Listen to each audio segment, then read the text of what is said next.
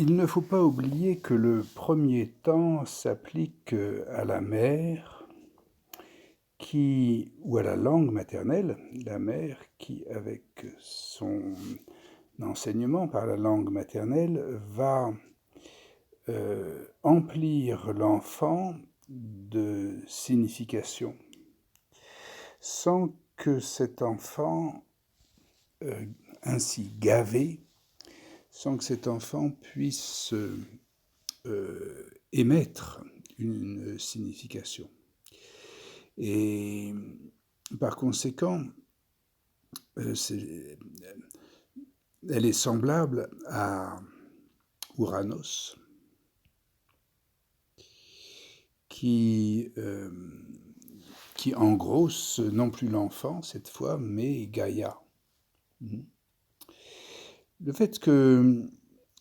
nous devions passer de la mer à Ouranos tient à ce qu'elle n'a pas, tient à ce qu'elle a,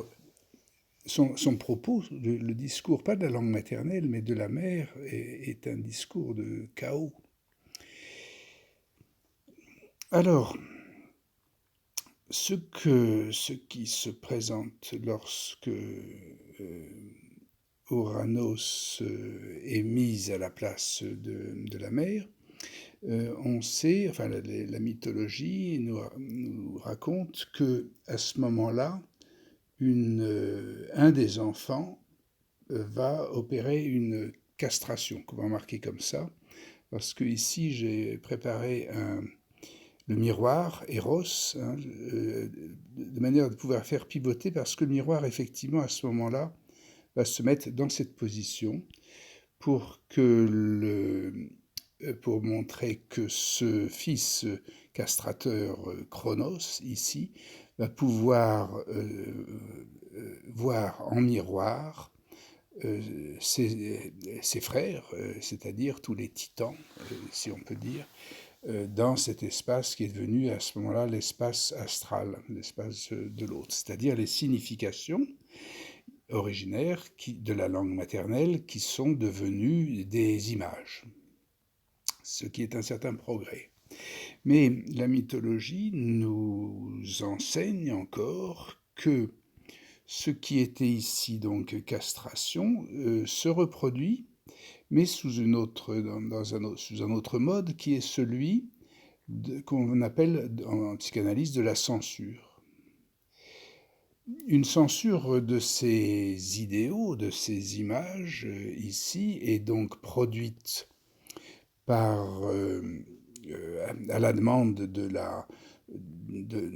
la mère, encore une fois, de la femme de Chronos, en fait, pour que son fils apparaisse, qui donc imprime une censure, et ce fils, maintenant, c'est devenu Chronos, qui est devenu Zeus, si on peut dire, qui va voir la même opération se produire, une fois qu'il a opéré cette censure,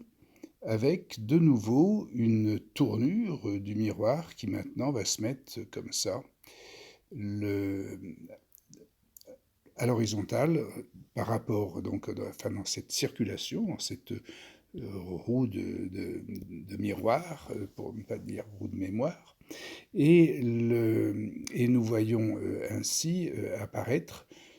de la même manière donc les enfants de Chronos comme les dieux, sous le régime de Zeus, le dieu unique. Bon, on sait que ce dieu unique va être à son tour menacé par ses fils et va tenter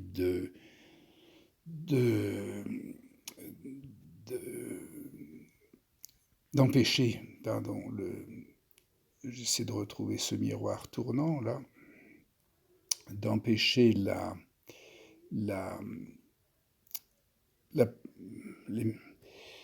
parole, si on peut dire, des humains par ce qui s'appelle à ce moment-là, c'est un refoulement qui est appliqué aux titans pour aboutir donc à cette complétude des cercles ou des places. Alors je rappelle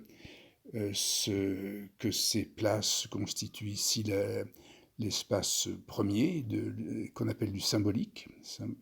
Ici, c'est le grand autre, ou c'est l'espace spéculaire du miroir. Ici, c'est quelque chose qui n'est jamais nommé en psychanalyse, mais qui est le grand A pareil. Hein. Et ici, nous avons le corps physique, ou bien les humains. Mais c'est aussi ce que la psychohistoire de Robindo appelle ici le symbolique, de la même manière. Ce carré-là, c'est le symbolique. Ce carré-là, qui est celui des titans, c'est le typal dans la psychohistoire de Lamprecht. Ensuite, nous avons ici la convention, le conventionnel, l'âge de la conventionnelle, toujours dans cette psychohistoire. Et ici, nous avons le stade de l'individu qui doit continuer à tourner pour acquérir lui-même l'état subjectif. Cette absence ici de l'appareil,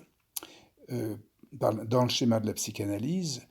qui est en fait le domaine éthérique, hein, après le corps astral, le corps éthérique et le corps physique, ce domaine éthérique n'est